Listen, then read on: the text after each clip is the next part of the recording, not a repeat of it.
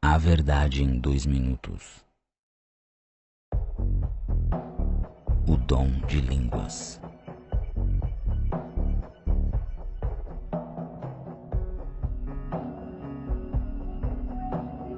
Balakal kalshi, shikal, pirikil kal, telepal, tirikin may, haish, haish kalakal,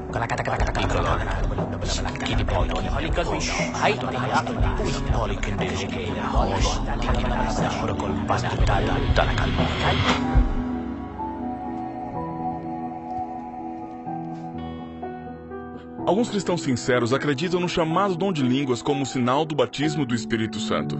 Falar desta forma se entende como evidência do poder pentecostal. Todo crente convertido deve fazê-lo. E se não o faz, tem um problema. Há quem acredite que isto provém do céu. Talvez, a não ser que na verdade pronunciar de sílabas que não se entende nem mesmo quem as pronuncia não parece representar bem a presença de Deus. E se realmente isto não é certo? E se a Bíblia não ensina isto? Se isto é um fenômeno de autossugestão aprendido e imitado por milhares de cristãos, então esse é um dos maiores enganos da história. E se não é fingido e provém do inimigo de Deus, isto é mais grave. Vou lhe contar em 2 minutos a verdade sobre o dom de línguas. Está preparado? Comecemos. Em todo o Novo Testamento, os dons dados à igreja são para cumprir uma função. Jesus ordenou pregar o evangelho a todo mundo, mas os discípulos só sabiam 1 ou 2 idiomas. Por isso foi feito um milagre.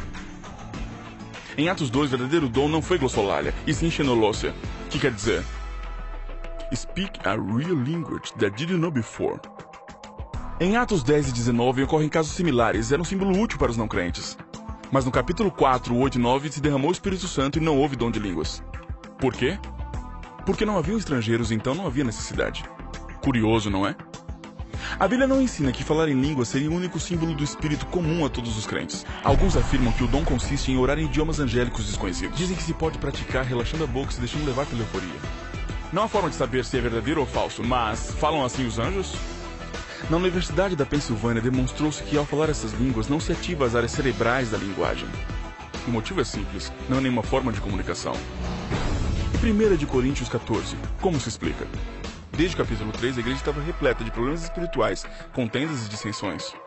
Em Corinto havia tradição de rituais onde se falava a língua dos deuses. Ao mesclar-se o dom real com crenças pagãs, ele tentava definir e pôr ordem na igreja mesmo à distância. Como julgar se alguém diz orar a Deus em idioma desconhecido? Paulo sabiamente assume a crença dos coríntios, debatendo com lógicas do seu ponto de vista. Mas ele encerra o caso no versículo 28. Se não interpreta, cale-se. E é uma jogada de mestre, porque se é um idioma real, poderá ser interpretado sempre. Paulo reduz esse mito em particular a uma experiência subjetiva e inverificável para proteger a igreja. E disse no versículo 13, se alguém fala em língua, peça para interpretar. Se isso não ocorre, não está orando com sua mente. E isso não serve para nada. Todos que balbuciam essas supostas línguas na igreja sem que a traduzam, estão violando um importante mandado bíblico. Porque um dom verdadeiro sempre edifica a igreja, e se não faz, é falso. Por certo, Cristo nunca falou em línguas.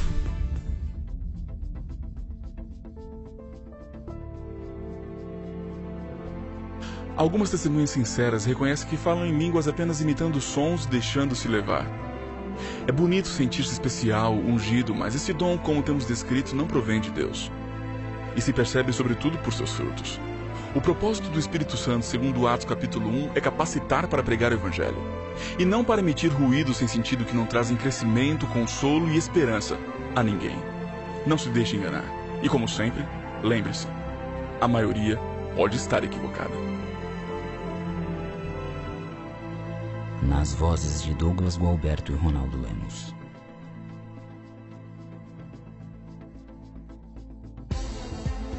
E em Jerusalém estavam habitando homens judeus, homens religiosos de todas as nações que estão debaixo do céu.